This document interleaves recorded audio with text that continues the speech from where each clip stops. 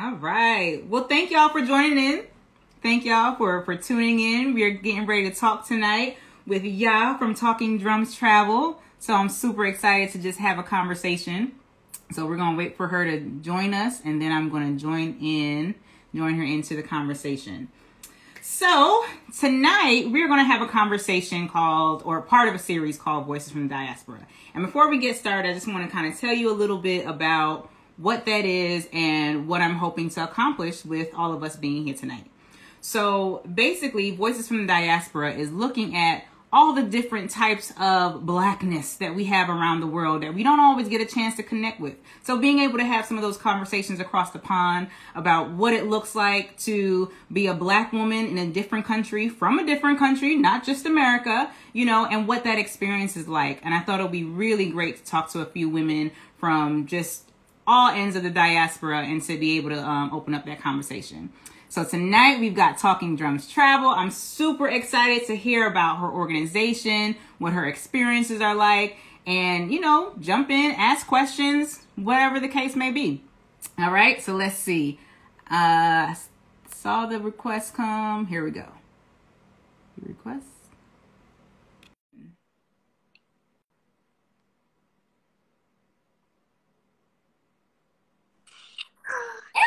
Hey! How are you? I'm good, thank you. How are you? I'm well. Oh my goodness, I'm so excited to chat with you tonight. Me too. Thank you so much for having me. I'm so excited. Honestly, I cannot tell you. Thank you for the opportunity. Oh, I love it. Of course. Like, I feel like it's just, I don't know. I just want to talk to Black women from everywhere. You know what I mean? Like, yes. Black History Month. I don't know. Exactly. Yeah. I'm alive as well. So I'm like, honestly, I'm so excited, and just Black women, we just rule. So I'm so excited. I know, right? Like, wherever we're from, we're just amazing, and exactly. we gotta connect, right? Exactly, absolutely. Okay, so the first thing, let's jump right on in. Tell us about Talking Drums Travel, who you are, how you were inspired. Like, talk to us about it. Oh my gosh, where do I begin? So, right? Hello everyone that's tuned in. My name is Ya Oforiansa, or if I'm pronouncing it the Ghanaian way, it's Ya Oforiansa. I am originally from Ghana. So my parents are both from the same place in Ghana. They met in the UK. And yeah, like, they've always remained connected to home. And myself and my sister, whilst we were both born in the UK, we traveled to Ghana for holidays during like school holidays, etc. And just always maintain that connection. And I also do believe as well, just having hardcore Ghanaian names when you're based in the UK, you kind of have to retain that link. But also there are things such as, food, culture. There is a big Ghanaian community in the UK. So we just kind of grew up within our culture. I guess maybe even a subculture, because you're kind of in this community, but outside of Ghana itself. So honestly, this is going to sound really cliche, but I just feel like I was just born a traveler. Like, I just feel like I'm just such a nomad. And this, honestly, it sounds so cliche, but I wanted to travel a lot when I was younger. So we would travel to Ghana, and I remember asking my mum, like, can we visit other African countries? And she's such a sweetheart. She was just like, I want to, but I don't know anyone there. And I was like, but you're never going to know someone in every country that you want to go to. But the spark was definitely lit from a young age. And then as I got older, I wanted to do more traveling, and people just weren't really interested in traveling, like, or they weren't interested in going to the destinations I wanted to go to. So it got to a point I was like, I can either just keep waiting for people, or I can just go and do my own thing and live my best. Let me just take my bag and go. So if I don't count Ghana, the first time I solo traveled was to Barcelona, and it was for a long weekend. And once I dipped my toe in the kind of waters, I was like, this is not as scary as you think. This is doable. Right. And this was in 2013, where smartphones didn't have the selfie camera. So if you wanted to take a picture of yourself, you had to turn your phone on. Yes. Exactly. I remember that. Exactly. Or pluck up the courage to ask a stranger, which is still something that I do now. sometimes I still get nervous. And so after I did that, I was like, yeah, this is not as scary. And then that definitely lit the match. And I was like, right, we're doing this. So then my first kind of foray into solo travel in Africa was to Tanzania. I volunteered as part of a program for 3 months and just absolutely fell in love with Tanzania. Like, I love Tanzania so much. We'll come to that, but it has my heart. So then I was like, hey, after some time, people would always ask me, like, you know, how was your trip? How was your experience? Why aren't you posting about it on social media? And I wanted to share my experiences, but at the same time, I found it difficult to, because they were so personal to me. And I just was in this kind of conflict. So I had a blog, and the purpose was to write about my experiences, but I just wasn't writing and sharing as much as I should have. And yeah, ideas would come to me from time to time. People would ask me, you know, how did you do this? How did you travel here, etc., etc. And then I just decided to rebrand the blog, change the name. And once I changed the name, it was a game changer. It just felt like everything just fell into place. Yeah. And Talking Drums just signifies so much now. So yeah, I was at an event and someone mentioned Talking Drums, and I have drums myself. And I was like, this would be a good name for this novel that I always say I'm going to finish, haven't yet finished. and then after some time, I was like, actually, no, this would be perfect, because that whole kind of call and respond with Talking Drums, and the whole premise of it is communication. Right. And my platform is to kind of aims to bring people together and kind of connect them to Africa. So I feel like it's almost like that call and respond, you know, like, so it just felt like it fit. And then my friend recommended a logo designer, and honestly, once he designed this amazing logo for me, I was just like, this is it. Everything just came together. So yeah, that's a long-winded way of kind of the background. But I love it. Like, we aim to bring people together to connect them to Africa, solo travelers, group travelers. The focus is on economic and social awareness. So how can we make sure we're having a positive impact, you know, traveling with a purpose. Also cultural immersion. So like, when I'm going to a country, I want to know everything. Like, tell me about your country from your perspective. Like, teach me some of your phrases. Let me try and speak your language, you know, and eat your food, etc. Teach me your history, your culture, and then also contributing to economic empowerment. So as much as possible, I want to procure goods and services from local people, local businesses, you know, just making sure that they're benefiting from our presence there. So that's the key aims. I love that. That's actually when I saw your website, that's actually exactly what I was like, oh, I want to reach out to her. I want to see, like, you know, like what this is all about, because I was surprised myself, even traveling like in Southeast Asia, like just on all the countries that you go to, expecting to have this experience and to go on these tours, and the tours and the experiences are not led by local communities.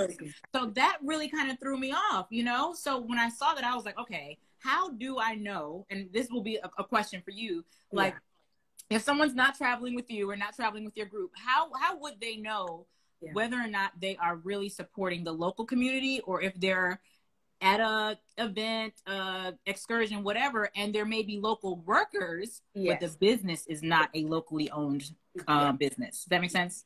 That's a very good question. My answer would be research. Okay. But I realize nowadays, when something is locally owned, they shout it from the rooftops. So if something isn't locally owned, they're more likely to, you know, maybe use vague language, or, you know, or just maybe allude to it, or not say anything at all. One thing that's been throwing me off lately, rightly or wrongly, is when I see places being advertised and it's very much one type of tourist in the advertisement. So that puts me off, because if I'm not seeing tourists that look like me in your advertisements, then I'm just going to try and, you know, I'll take my money elsewhere. But then later, well, actually, maybe I should call these companies out on this and say, excuse me, like, can you be more diversified in your advertising? Like, this isn't just your tourists are not just a monolith. There are people from all over the world and all over Africa. People within Africa travel Africa. So, you know, let's not stick to this one type of tourist in advertising. It's like, my main thing. I'm going to plug my charger in because this charger is... I think that's super important. Like, I think one of the things that I don't think we ever think about is just how many different Black people are just starting to travel now from all places, like Black Americans, like Africans, Europeans, like, you know, like the Black people that live there are actually traveling now. And I think it's becoming more and more popular, and it's like it's a game changer. And you do have to have those conversations like, hey, where's the diversity in the people that's showing up? Because if I'm looking for something, like Baeder is a perfect example. Like, I'm going to look through the pictures and see who's having the most fun, you know? Exactly. It's true. And also with travel, a lot of, I noticed that when I was traveling Ghana, people wouldn't necessarily travel within the country as well. So now there's a big push towards domestic tourism as well. So again, like, how are you encouraging people even within your country to travel around versus bringing people to your country as well? Yes, yes. So I'm going to ask a question that's kind of, I guess, about your perception while traveling. So while traveling, what are your experiences like? You know, when you recognize that you have Black travelers that are Black Americans, when you have just the regular, you know, whatever, run-of-the-mill travelers or whatever, but you're seeing all these different types of people, some that look like you but are not where you're from. What is that feeling like for you? And then I want to share what that feeling is like for me on the other side. So it brings me so much joy. It brings me so much joy. Just, I probably don't even have the proper words to describe it, but it honestly brings me so much joy. Like, we are brothers and sisters, we are cousins. And so to be connecting, to be kind of, you know, hand stretched over this ocean that divided us and be coming together brings me so much joy. I just think it's beautiful, it's important.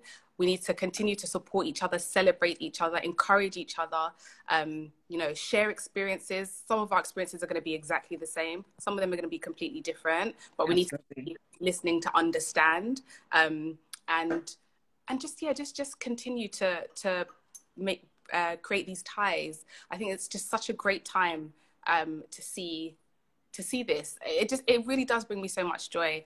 And when I'm walking around and, you know, I'm hearing different accents, and it's so funny because I just feel like when you travel as well and you just hear someone, you could just strike up a conversation like, oh my gosh, are you from America? I'm like, yeah, where are you from? And then you just, everything just, it's just these like bonds, you know, and then you just strike up these conversations and just have these experiences. But it really brings me joy, and I just hope it continues, and I'm hoping to be part of that, you know, continuation in the way that I can help support people with their own like wants to do this as well. Yeah, I would definitely agree with that. My mom is from Trinidad, so that's when she travels, there's that whole like experience as well. So her and I travel a lot together for Christmas, and we go to Europe. I mean, we just go everywhere. And just walking around Europe alone and seeing other Black people speaking to them, but having this expectation that they're going to speak back to us with this American accent, and they don't, is like oh my God, I forgot there's more Black people in the world. Like, it is such a weird at first experience, but it's so exciting. Like, oh my gosh, we're everywhere. Like, this feels great. You know, it forms so much conversation. And then when you get the question of, so where are you from? You're not, as insulted, I guess you can say, as with some Europeans when they ask, well, where are you really from? It's like, I can't just be from America. But then my mom could go into like being from Trinidad. We start talking about Trinidad, like all those different types of things. And it's just such an exciting feeling to be like, how connected are we all over, you know, to see someone who looks like you or a family member, and it's just like, but you're not, but you look so much like so-and-so. It's such a warming feeling. It's such a warming feeling, and it's almost like I know you from somewhere, even though this is the first time I'm meeting you. Like that familiarity, right. Like, I'm looking at you now, and like your features, big smile. I mean, it's just like you could definitely be a member of my family, you know. And if we trace things all the way back, you might be, you know, we might be related, we may be cousins. Exactly. But we're totally twinning there. I'm owning that 100%. Right, exactly, right. And then you look down our line and you just see a bunch of big smiles, like, oh, they're from that family, all right. Exactly. I love it. I love it. And I think that's one of the things that stood out to me too when I first got to your place. Like, oh, her smile's super big. I love a big smile, you know? And it was just like, oh, okay, let me see what else is going on. Oh, this is cool. You know, and it just draws you in to like to see someone that looks like you and is doing something similar to what you're doing. And it's just like, absolutely. Yeah. Likewise, like to have to use your platform to showcase and to encourage people, especially women, to travel. Like likewise on my side, I was just like, oh my god, this is amazing! Thank you. So tell us, how do we get involved with your trips? Great question. So you can either go on the website, which is www.talkinddrumstravel.com, or you can visit the Instagram page. If you look on Instagram, you'll have an idea of what the trips could look like. I recently posted a reel of a trip I did to Tanzania, my favorite place, and also to Ghana, my other favorite place. But also on the website, it provides full details of what the trips entail. And I have to say that when I put the itineraries together, I really did draw on my previous experiences. So I lost count of the number of times I've been to Ghana, but it's over 10. But it's home, so I feel like I can't count it. Tanzania, I've been 6 times. I don't usually count, but I did a tally the other day because I get the question a lot. And I'm like, I don't actually know. Tanzania 6 times, South Africa's 4 times.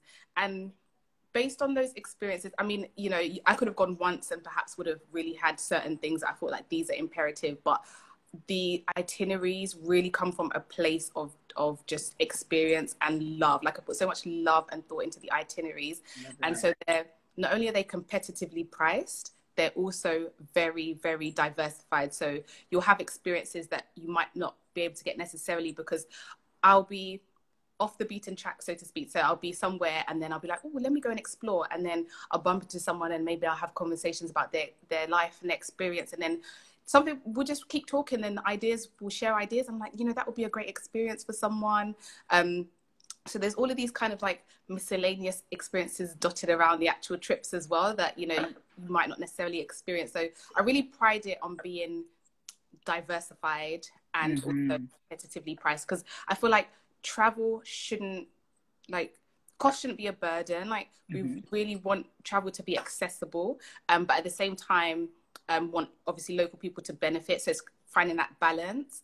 But yeah, all information is on the website, and if you want to contact me, you can DM me, you can fill out the form on the website that comes straight to me as well. But I'm just really keen to bridge that gap and just encourage people to travel. And, you know, if people are nervous to do it, come with me, or you can also contact me if you want to do your own trip and don't know where to begin. Like, I'm happy to help with itineraries or share my own experiences as well, because I know it can be daunting, but once you do it, once you solo travel, but just once you travel to a country perhaps that you haven't been to, it just opens so many doors. It really enlightens you, and then be something that you'd be like doing every other month. You're just like, oh my gosh, how is this? I can't sustain this with a full-time job. What's going on?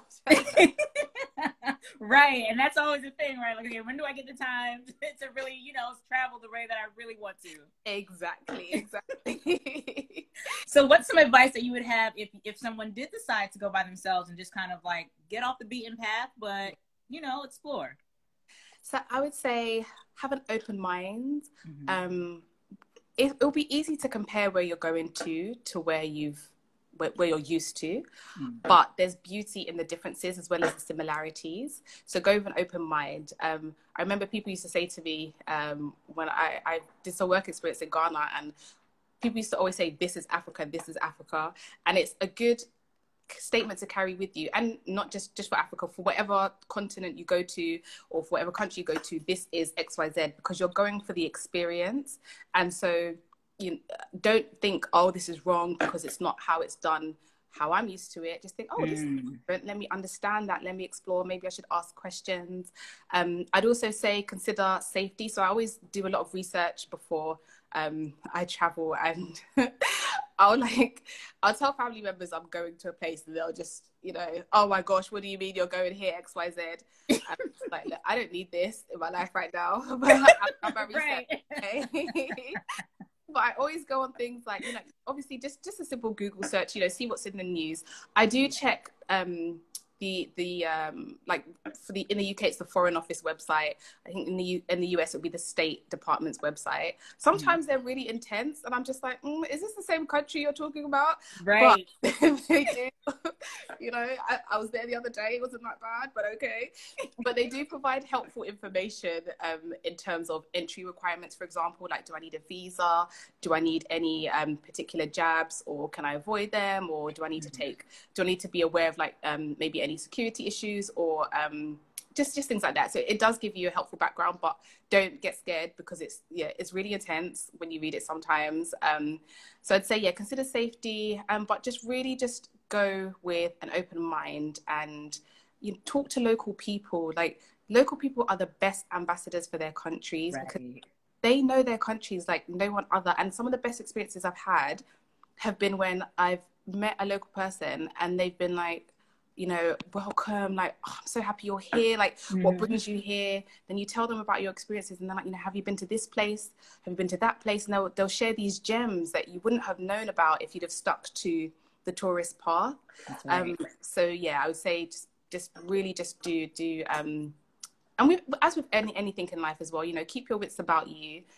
You know, don't walk around, your valuables like on display, as you wouldn't do the same perhaps, you know, in your hometown. So a lot of the things you do at home would also apply, but there's just so much beauty in exploring, and I find that in addition to exploring, just going that bit further and getting off the beaten track can bring different experiences that you might not have had. I love that, because I feel like there's so many misconceptions, especially in the media. You know, I went to Egypt back in 2009. 2009. 2009, I think. No, not 2009. Okay, my years are all off. So 2010 to 2004. Okay. Nice. So I think in about somewhere 2000. I'm still wrong. 2014. So somewhere in 2014, I just know that I was living in Abu Dhabi. So it was from there. So it was a short flight. I just know that. So I'm trying to get my years together. I'm a little bit confused. But anyway, I went during a weekend that so much stuff was going on CNN. There was protesting. They were showing people out on the road. I mean, it was just like this huge like to do. And the flights were cheap. So, of course, I'm sitting around my friends. We're all teachers. We had a long weekend that weekend. We said, well, let's go to Egypt. The flights are really cheap. So we hop over. I can't even remember how long it was, maybe about 4 or 5 hours, but it just wasn't that long. So we hop over to on the flight, and we get there, and we spend about 4 days, 3 nights. Right from the airport, our what do you call it? Our tour guide picks us up. And we're looking around the streets, and I mean, there's kids walking, everybody's chilling. There's a donkey right here. Like, there's just nothing going on. And we're looking like, you know, we're ready to like, where's our helmets? Like, where's our gear? Like, how do we get to our hotel? Like, we're ready, you know what I mean? And one of us asked, like, so where is all like the protesting and stuff that we've been seeing on the news? And he was like, oh, they do that on Fridays. The rest of the days we got to work. And I fell out. I was like, oh, what? He was like, yeah, every once in a while, like it's not nearly as serious as what you've been seeing on TV. Yeah. Now they did have some precautions in place, so we did see some stuff, but it just was not nearly as bad as we had imagined that it was based on what we were seeing. So had we not just said, you know what, let's just go ahead and go. Let's just see. Let's just make sure we have a tour guide to just kind of, you know, keep us under his wing. And then being able to ask him first and foremost, like, hey, wow, what's the status? Like, what's going on? And for him to just kind of shrug it off like nothing for real was like, oh, you know, so there's all these misconceptions that we have before going to a place, or all these things. And I love that you said, you know, when you go somewhere and it's not like home, like this is not a time to be like, oh, this is wrong, or this is bad, or why don't they do it this way? But like, oh, this is a different way that this is done. Way of doing it. Absolutely. Yeah. It's done, and let me learn from it and understand it. And to your point as well with your Egypt experience, and the misconceptions that the media had put out, that has literally been the experience for Africa for so many years. Yes, in terms of how the media has portrayed it. And so I think now, in the world we live in, there's a lot that we can do to find the real information. And I think that has contributed to people really taking other countries in Africa seriously as a tourism destination, perhaps outside of maybe set particular countries, you know, like perhaps in the past it would maybe Northern Africa, maybe like some parts of East Africa is now, you know, I mean, West Africa is really living its best life in terms of tourism. And I watched an interview recently. It's a really great network, it's a really great YouTube channel, sorry, by a lady called Denta. And she interviewed 3 ladies who'd moved back to Ghana. And one of the ladies, Ivy, had mentioned that sometimes she gets backlash because they say she's only showing the positive sides of Ghana. Why doesn't she show, you know, maybe the difficulties? And she said she doesn't only show the positive sides. However, for so long, only the negative sides have been shown. Exactly. So why not show the positive side? Exactly. As well, yeah. Let's have a balanced argument out here. I think it's so true. So I think that it really is. Positivity is contributing to this interest, which is fantastic. You froze for a second. Oh no. Okay. You said the last word I heard was contributing. To this increased interest and tourism. Oh, yes. Yeah, and changing the narrative, right? Yes. Because so long this narrative had been written that, like, Africa is this crazy place to go. And it's just like, first of all, it's a continent. It's just like this one door you're going to open. And it's like, hey, I'm in Africa. You know, it has been such a, like, poorly described place that has just been, I can't even find the words. Like, it's just been so badly presented to the rest of the world for so long that if anyone is showing it in a good light, it should be like, yes, please do. Exactly. But even that question alone shows how intentional those narratives were once upon a time. And, you know, it is just in us to be part of the you know, the charge that really breaks down those narratives and forms something else, you know? Absolutely agree. Absolutely. Yeah. So I've enjoyed chatting with you tonight. Is there any questions out there? Anybody want to ask anything before we jet? Before they do, I also just want to say this has been so fun. This has gone too quickly. I've really enjoyed this, and also I used to come to Trinidad, so when I do, because I always wanted to go to Carnival, like always. Yes. So honestly, your next Carnival trip, I am there. Okay. Yeah, I need to make I'll hold you to that now, because the last Carnival I went to was in 2020, and there were at least 3 people with me who said, "Oh, I want to go to Carnival," and I was like, "You sure? All right." All right.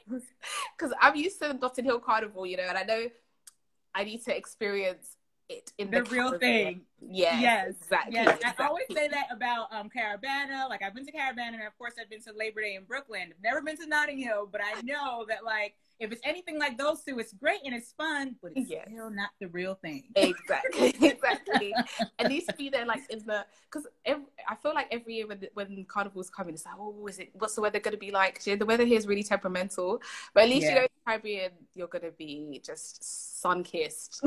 Yes, and even when it rains, it feels good. It's like, this is part of the party. Yes, when it rains, you know? Yes, exactly. So hopefully, I know, so it was canceled last year. I believe it's still canceled this year, or they're doing something smaller this year. I can't remember. It was something around it. But hopefully, as soon as it opens back up to the regular, I'm be hitting you up. Yes. I am down. And I'm that person, when I say I'm coming, I'm actually coming. I'm not that person who's like, oh yeah, then when time comes, I disappear. I'm actually reaching. Okay, good. Well, we are going to make that happen then. Yes. Definitely. That would be amazing. And you know what's funny? People are going to automatically think we're related. And it's just like, we're just going to have to own it. We're absolutely just going to have to own it. We are. And then my grandmother has a huge smile as well. She passed a couple of years ago, but everyone knows the Atwell smile is huge. So I'm like, oh, are you an Atwell? No, she's here. But maybe. Maybe somewhere back along the line. We're distantly related, I'll have you know. I love it. That would would be so cool. That would be really Yes, cool. it would. It would. So I'm definitely going to hold you to that, because the next carnival, I am there. I cannot wait. I wanted to go this year. My pattern was supposed to be every 2 years. So I went for the first time in 2016. Then I went again in 2018. Last time I went was 2020. And this was going to be the year that I went again. And I'm just like, I guess not. TBC. Yes. Yeah, no, that would be amazing. That would be amazing. Yeah. I actually went to school with a friend who's from Trinidad, and he used to go to carnival regularly as well. So again, it's just kind of like indirectly just like, I need to go just inspired, by other people's experiences. Yeah. It's such vibes. It's just like, it's such a freeing time, and it's such like, it's like a really Black celebration. I don't know what else to call it, because you're out there and you're looking around, and just about everybody, 99% of the people around you look like you. And it's not so much that they just look like you, but they're having so much fun. So the joy, just the Black joy that's around, especially coming from the American side of things, and being like, we got this and this and this and this going on. And I'm sure it's the same in the UK. There's always something happening. Always something. And being able to get away from that, see people that look like you, and just celebrate life is absolutely. Honestly, there's something so beautiful about being in the majority, and when you're not used to it, especially. And traveling Africa, traveling Caribbean. I've been to Antigua, St. Lucia, and Dominican Republic. I'm working my way around. But there's just something so beautiful about being in countries where just you look around, everyone looks like you. You look at the advertising, everyone looks like you. You look at the people in positions of power, everyone looks like you. And it's like it's you don't realize how much you're not used to it until you experience it, and you're like, wow, this is really something. That is so true. It's so true. I feel like every time I land somewhere that is predominantly Black, and I'm like, look at the Colgate bitch. Ad, it's just like, whoa, and it blows my mind. It blows my mind. I think even in Portugal, I was surprised. Like, I got off the plane, I went there for Christmas with my mom, and the first ad was a J'adore ad, J'adore ad, and it was it was a Black woman, and I was like, what? Wow, Portugal, okay. But those things are so small to some people. Like, they don't, you just kind of see an ad and you walk past. And for some of us, it's just like, oh wow, this is amazing. I can see myself, absolutely. And you don't realize it until you experience it, and then you're just taken aback by it. We have this broadcaster here called it's the 4th channel, Channel 4, and for UK Black History Month, which takes place in October, they just before Black History Month actually, but it takes place in October, so they did it in the last week of September. They had this day where every show was Black majority cast, and the behind the scenes staff as well were all Black as well. So from the beginning of the day until the end of the day, and it was really something. It was really just like, wow. And so what excuse is there, going forward? What excuse is there? You can't say, oh, we don't have producers, we don't have actors, we don't have presenters, because you managed to do a whole day. I mean, they did it as a statement, but the fact that they were able to do that shows that it's not an excuse for anywhere else, but to be on the other side of that and to just see yourself on the screen all day from the beginning of the day to the end of the day, again, was just really powerful. Right. I would imagine, and first off, I didn't even know that you guys, Black History Month is in October. So that's good to know. Like, little random things, right? I had no idea. I would love to learn the history of that. Like, why October? Yeah. So, the history of it, I remember the gentleman who kind of campaigned for it. I can't remember why exactly the reason was, but they specifically campaigned for Black History Month to be celebrated in the UK. But when you work for companies that have a presence in both the UK and the USA, they now start acknowledging both. So it's like, at the moment now, there's a lot of activity happening. We know it's because our brothers and sisters are celebrating Black History Month in the USA. So it's crossing over. And the influence of the USA on the world, I always want to know, like, do people from America know how influential they are, like, to the rest of the world? You know what? I don't think so. I honestly don't think so. I think it's not until you travel you recognize it. So like I can remember being in Morocco, and I was in this this t-shirt and sneaker shop, and I'm looking around, and I can't remember what song was playing, but some song was playing, and the guy that was there, I mean, he every word, like, I was like, well, okay, I see you, Jay-Z. You know, like, he is just in it, right? And then I'm over here like, all right, I'll wait for him to get finished with his verse, and then I'm going to ask him ask a question. So I asked him, I think, for a size or a color or something, but I just pointed to the t-shirts, and I was asking him about the shirts, and he spoke no English. Now, luckily, I have a little bit of Arabic.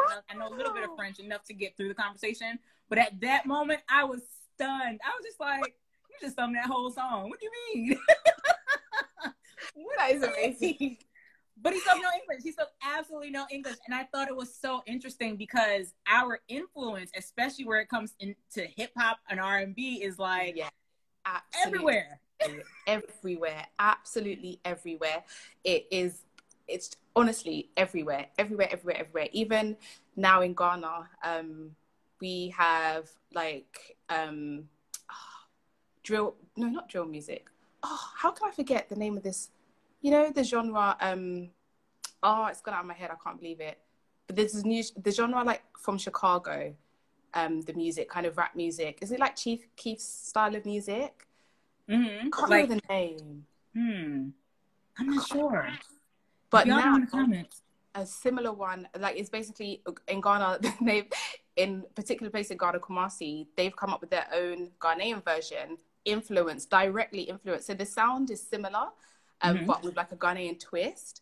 But again, it's like, this is directly influenced, and it's that appreciation, like, a whole new genre has been birthed now across the sea based on that. And yeah, it's just amazing. Like, everything that happens in America, I feel like affects the world. So yeah, it's just really influential. That is definitely true. It really does. And you don't think about it until you're going other places. But what I think is funny is, like, it almost seems as like there's this ball being bounced back and forth from Africa to the rest of the world, because you know, here it is, like, most of the core of the music that we have, whether it's jazz, R&B, hip hop, is the talking drums, right? That's the core. And then that's like, boom, there's the ping pong ball over to the other side of the pond. Something is done over there, and then we're like, boom, hit it back to you guys, and then something's done over here. Like, I love that. I love that too. It's the same like with dancehall. So like, there's like Ghanaian dancehall artists who are directly inspired by, you know, the Beanie Mans of the world, like Stonebwoy and Beanie Man. They've done a duet together, and to me, again, that warms my heart, because it's like, literally, as you described it, like, the ball is being passed over and over, and then now we're at this point where we're collaborating and each other in this way. It's just it's so beautiful. Honestly, I'm just looking forward to the day where we have more, and I know this is happening a lot more now, or people are pushing for it, direct flights. So like direct flights between Africa and the Caribbean, so there's no need to stop over in Europe. And also, similarly, I know there's been a push towards visa-free travel as well. So we can having these direct connections, because it's so important. Yeah, absolutely. Like, I feel like that alone is kind of what would really help the connection, like really help the conversation, like, you know, keep us connected, someone dance hall. But yeah, because, you know, what year was that? I think 2018 Carnival. I can't remember the name of the artist, but there was one artist that was like super popular, and I didn't even realize he was Nigerian. So it was kind of just like, oh, you know, you're thinking Carnival, you're assuming that every big artist is going to be Trinidadian or at least some other type of Caribbean, and he's like from Nigeria, and everybody's like all in it, and it's like, and that's why I say Trinidad Carnival is like truly vibes, because it's just like, oh my gosh, we're all just out here vibing to like the same energy and this, you know. But I can't remember his name, but it was a big deal, a big song. And when I found out that he was from Nigeria, I was like, this is awesome. Like, we are just, we are doing this. Absolutely. It's important. And it's time. It's overdue. It's overdue. But it's so, it's amazing to see, for sure. Yes, absolutely. Just feels good. Yes, exactly. Yes. Well, if anybody has any questions, let me see. I didn't see anything pop up in the chat. about Talking Drums Travel. Oh, I saw a lot of thank yous. Oh, thank you. Oh, yay. Much. Honestly, it's my pleasure. Yes, yes. I really enjoy chatting. Like, I just really wanted to just talk to people across the pond. You know what I mean? Like, just talk to other Black women and just what's your experience like? Like, celebrate our similarities, like understand each other's differences a little bit, you know? Absolutely. That kind of thing. Absolutely. No, I completely agree. I feel like we need to continue having these conversations because you don't realize how we go through so many similar things. Sometimes you might feel like you're experiencing things alone, but actually someone else is going through the exact same things. And we should continue to have like this support system, this familiar system, or the sisterhood as well, and just continue to support each other. One of my key things this year is really trying to do a lot more partnerships because there's just so much value in connecting. And I found community has been so important to me on my journey, both in my day job and with Talking Drums. And I'm hoping one day, you know, I'd love Talking Drums to be at that point where I can, like, you know, fully immerse myself in it, because, you know, I just need to be able to just roam as the nomad that I am and not be there and not have to request time off from work, you know. Right.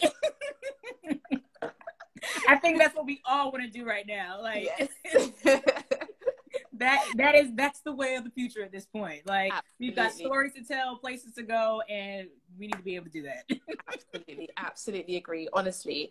And I just want to say as well to everyone, like, I know, you know, for someone who, you know, wants to travel and doesn't know where to begin or feels like they don't have someone to go with, just honestly, just do it. One of my favorite sayings is that travel is the only thing that you spend money on that makes you richer. And I do truly believe that, which is why sometimes I'm just like, this math is not mathing. After I've gone on a trip, I'll be on a trip and I'm like, you know what, life's too short. Let me do this. And you come back home and you're like, wow, I enjoyed myself. But at the same time, you know you're going to be able to replenish it.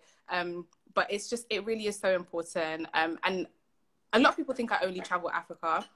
I largely travel Africa, but I actually travel, I want to see the world. I really do. So I travel, I've been fortunate to have traveled like quite a few places. Talking Drums, whilst it's focused on Africa, I also see value in experiencing other countries, but also connecting with the diaspora within those countries as well. So I just think it's just such a beautiful thing to be able to do. So just, you know, you can always start small. It doesn't always have to be, you know, completely far. Although I find that I used to always do long haul trips, and then I hadn't been to, so up until like 2018, I hadn't been to Scotland, it borders England, you know, it's part of the United Kingdom. And I still haven't been to Ireland. So the places like on your doorstep, sometimes you neglect them. Yes, that's true. Far-flung countries like Madagascar, but I hadn't been to these places. But sometimes it's easier, you know, maybe take a train somewhere, you know, maybe just do one night and experience that first. But it's really liberating to be able to do things by yourself. Once you flick that switch, like, you're just good to go. That's so true. That's so true. And I haven't traveled a whole lot of the United States either. It's so interesting. Like, I'll go somewhere and people are like, oh yeah, well, I've been to the Grand Canyon. And I'm like, I haven't. You know, it's just like, sorry. So I get that. I definitely understand that. Yeah. There's 50 states that I might have been to 15 of them. That's pretty good. And some are just driving through. Yeah.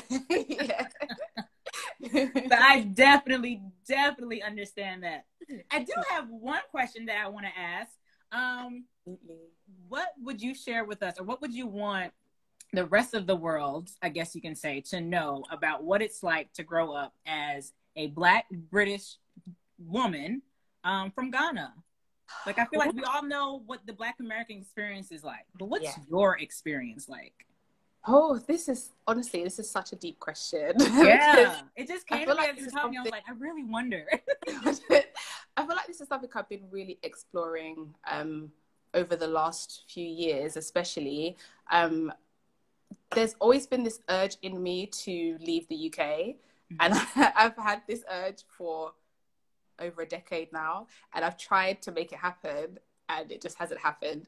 And when I say try to make it happen, like I'd always thought, how am I gonna, if I just leave, like how am I gonna survive? I need a job or something. So that was always kind of hanging over my head for jobs. So whilst I got to travel with work, I'd always wanted to just have a break from the UK, because I'm a proud Londoner, but everything I had done had been so London centric, like school in London, uni in London, as much as I was like, oh, I'm going to leave London. So, and then working a lot in London. And London is a bit of a bubble because it's very multicultural compared to the rest of the country. And so I guess we're lucky in that sense that, there are so many different cultures that we are able to interact with, have a very strong African community, very strong Caribbean community. Whilst we have had different experiences and maybe our migration journeys have been different, some of them may have been similar, some of them may have been different. We do have a shared history, and tend to largely live in this. And I guess when it's a large community, we tend to live in some of the same places or area. We have a predominance in certain areas. But I think unpacking that experience, and then also unpacking the experience in the corporate world. And I think just lately, or over the last couple of years, really kind of not understanding, but it just shone a light on those extra steps that you have to take, and you don't always realize it because you just do it. But then after a while, you start realizing, wait, like, I'm always having to work extra hard. Yeah. Like, I'm always having to do extra hard, and sometimes it's just not enough. And what is the reason? And when you're a Black woman, it's like, is it because I'm a woman? Is it because I'm Black? Or is it because I'm a Black woman?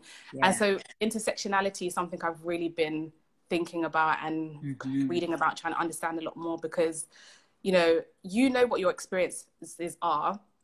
And sometimes you have to try and use your voice. I think maybe too often we've just accepted things, well, not accepted things, but we've just known that we just have to push through. And so when I say accept, I don't mean like accept that it's happening, but we kind of like accept that we have to kind of work extra hard. Right. But I just got to the point, I'm like, I'm tired. I'm actually tired. I'm actually tired now. And no, like, so I think the more I've kind of unpacked these experiences and, experiences in workplaces that, they might dress it up a bit nicely, a bit fancy, call it microaggression, when actually, no, this is not how I'm supposed to be treated. Right. And I know why I'm being treated this way. And if I don't speak up, there's a particular outcome where nothing changes. But actually, if I do speak up, the outcome might still be the same, but I know that I spoke up. Right. And interestingly, one phrase that it literally just really, really pushed me to speak up when I was having a difficult situation was the late, great John Lewis, where he said, get into good trouble. Yes, and yes. I was like, listen. Yes. Listen, we don't get into some good trouble, okay? And like, I just thought, you know what? No, I've always hated injustice. And I've been also trying to unpack that as well, and just really try to get to the root of where did this need to fight against injustice come from? Because I feel like I just can't accept it, and I can't kind of stand back, and if I see it happening, I just can't ignore it. Whereas sometimes, the saying like, pick your battles or that kind of thing. Right. But as soon as I see injustice, I'm just like, no, this is not on. Like, let me go and search, what does the law say? Or, so I just remember really feeling empowered by that and those words. And I just remember thinking, no, actually, as much as like we're told to speak up, when I speak up, I'm being shut down.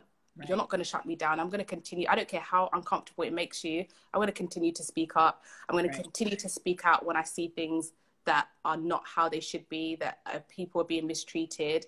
And that's just how I'm going to be, because even if the outcome is the same as if I didn't speak up, I know that I use my voice and I'll continue to do so. And that's something that I just absolutely refuse to be silenced. Yeah.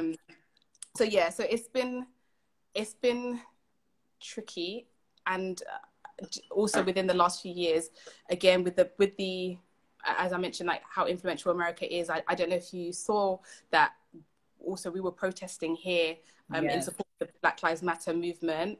And there were various discussions over, oh, why are people doing that? You know, things like this don't happen in the UK. Oh, yes, they do. They absolutely do. They absolutely do. What country are you talking about? So having to have those discussions and, you know, just be really frank with people. Like, okay, maybe in your pocket of the UK or your pocket of, you know, London or wherever, or maybe your world or your community, it doesn't happen. But let me tell you, absolutely this happens. So feeling empowered to speak up and say your piece and call things out, regardless of what the outcome may be. It's just like, you know what, that's just how I'm gonna be. If it makes you uncomfortable, I don't care. I mean, it's crazy because it's literally the same experience. It's the same exact experience. Knowing when to speak up and knowing when not to, or just whatever, the intersectionality of it all, you know, knowing what it's like to be Black in the world, not just in America or in the UK, but just Black in the world, especially in a world that wants to be dominated by white people. Like knowing what it means to be Black in that world, and then knowing what it means to be a woman, and then Black woman. Like, I love the way you put that, because that in itself is the intersectionality of it all. Like being a Black woman, moving about the world, and having literally the same exact experiences, no matter what side of the pond you're on. And I think that's so interesting. It's I don't know. It's really interesting, but it does make you feel just a little bit less alone. Where you know it shouldn't be happening. It shouldn't be even a conversation. But the fact that it is kind of like, okay, now biting the bullet and realizing that it is a conversation, it at least feels good somewhat to know that someone else understands. Let me not say is experiencing it, but understands what I'm experiencing, you know? Absolutely. And providing that community. Oh my goodness, that community that I've received from Black women, from Black people, but from Black women, who've had similar experiences. It's so sad that other people are experiencing, but the community and support that we've provided each other has been truly a sisterhood.